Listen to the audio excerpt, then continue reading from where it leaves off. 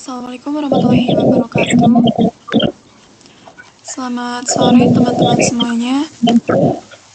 Yang terhormat kepada Ibu Dika Anugrah SHMH selaku dosen pengampu mata kuliah Hukum Perikatan, dan tak lupa kepada teman-teman yang telah menyempatkan waktunya hadir pada sesi presentasi kali ini. Perkenalkan, kami dari kelompok 7 yang membahas terkait analisis hukum water dalam perikatan jasa pengiriman barang dan akibat hukumnya. Studi kasus apa ini?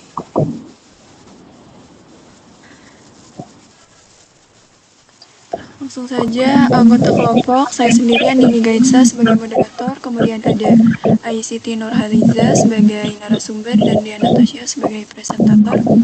Langsung saja tanpa berlama-lama, saya persilakan kepada presentator untuk memaparkan materinya.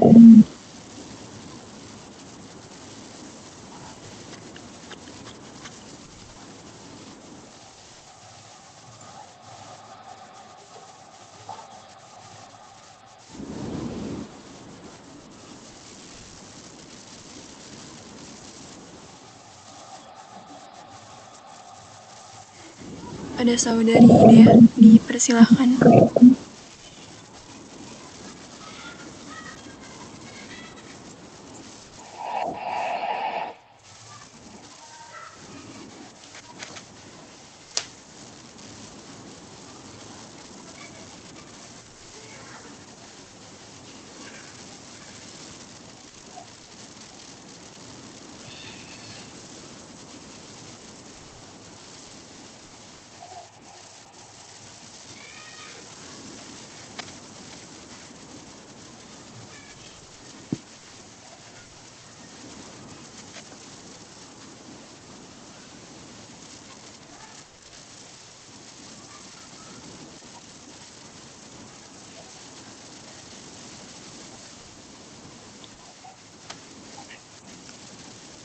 Analisis hukum dalam dan akibat hukumnya dalam penggambaran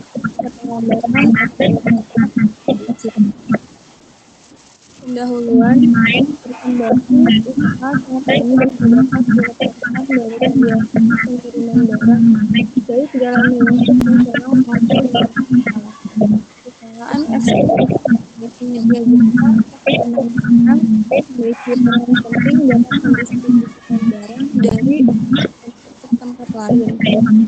Mohon maaf, Teril, bisa mikrofonnya di-open. Dan sesuai dengan ketentuan distribusi.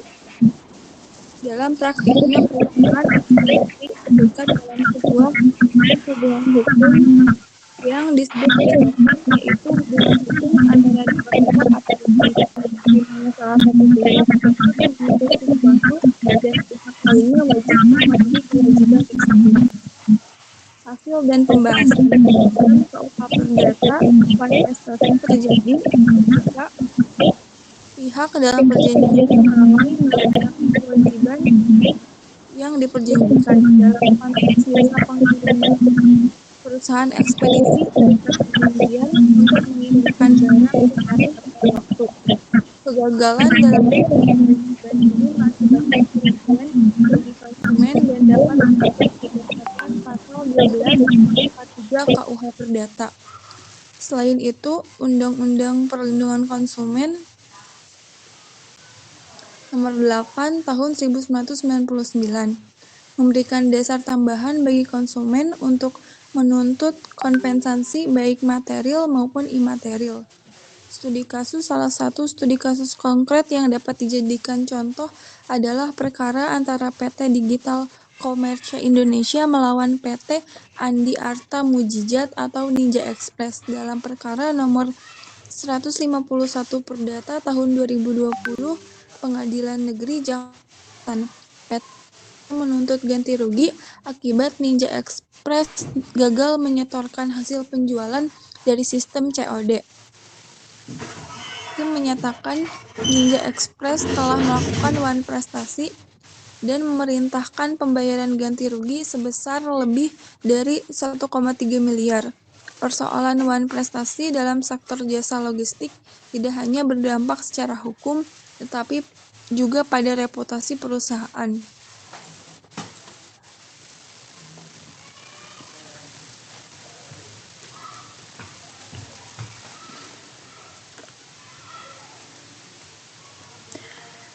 Baik, terima kasih kepada Dea atas pemaparan materinya. Lanjut, kita akan memasuki sesi tanya jawab. Di sini kami memberikan 3 kesempatan kepada para penanya. Bagi yang ingin bertanya, silahkan untuk angkat tangan. Silahkan, Saudari Leli, dipersilahkan. Sudah ada suaranya? Sudah. Izin bertanya, untuk kelompok 7, perjanjian baku yang dibuat oleh perusahaan ekspedisi seringkali merugikan konsumen.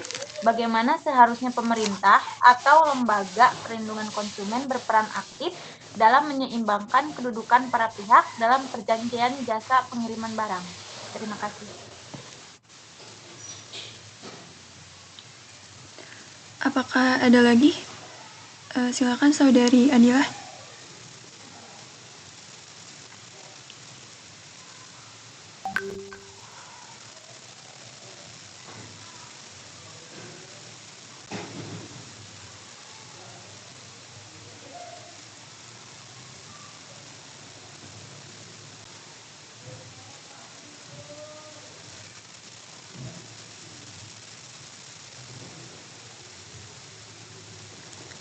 Adila.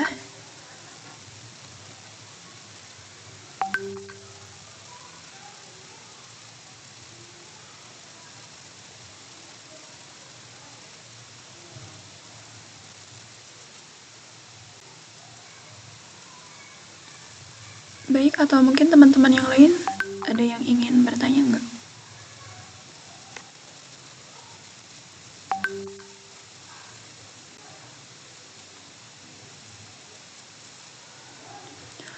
Kalau tidak ada lagi yang ingin bertanya, langsung saja pertanyaan Teh Leli akan dijawab oleh narasumber kita, yaitu Ai. Kepada Ai dipersilahkan.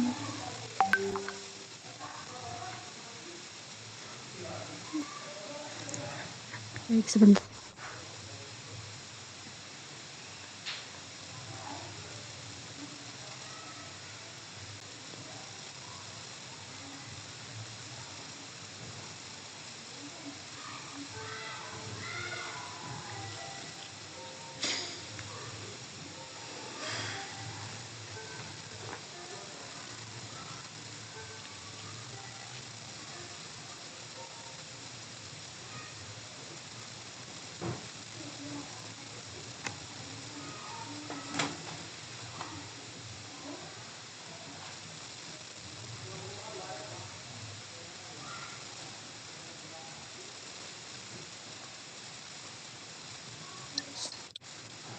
Ya, baik, izin menjawab pertanyaan dari Leli ya.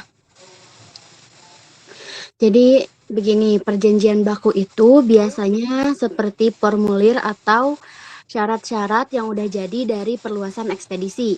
Kita sebagai konsumen tinggal setuju atau enggak tanpa bisa nego. Nah, masalahnya isi perjanjian ini sering banget disebut dan cenderung menguntungkan perusahaan. Misalnya, kalau barang hilang atau rusak, tanggung jawabnya kecil banget atau malah dilimpahin ke konsumen. Kan itu jadi tidak adil ya.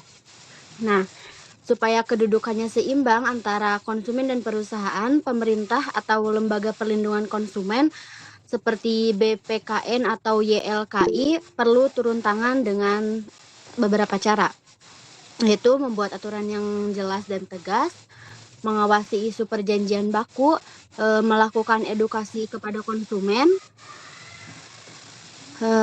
terus membuka jalur pengaduan dan mediasi, mendorong transparansi dan akuntabilitas perusahaan, Nah, jadi intinya mah peran pemerintah dan lembaga perlindungan konsumen itu penting buat memastikan konsumen nggak jadi pihak yang selalu dirugikan, seperti itu. Makanya harus ada perlindungan hukum yang kuat supaya hubungan antara konsumen dan perusahaan jadi lebih seimbang dan adil. Seperti itu, Saudari Leli. Apakah cukup? Cukup, terima kasih.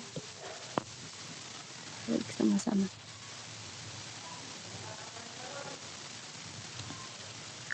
Baik, di sini saya akan membacakan kesimpulan. Keterlambatan pengiriman barang oleh perusahaan ekspedisi merupakan bentuk prestasi yang dapat dituntut secara hukum. KUH Perdata dan UU PK telah memberikan dasar hukum yang kuat bagi konsumen untuk menuntut ganti rugi atas kerugian yang diderita. Namun, implementasi perlindungan hukum terhadap konsumen belum berjalan secara optimal. Oleh karena itu, perlu adanya penguatan pengawasan terhadap perusahaan ekspedisi, transparansi dalam pelayanan, serta peningkatan edukasi hukum bagi masyarakat.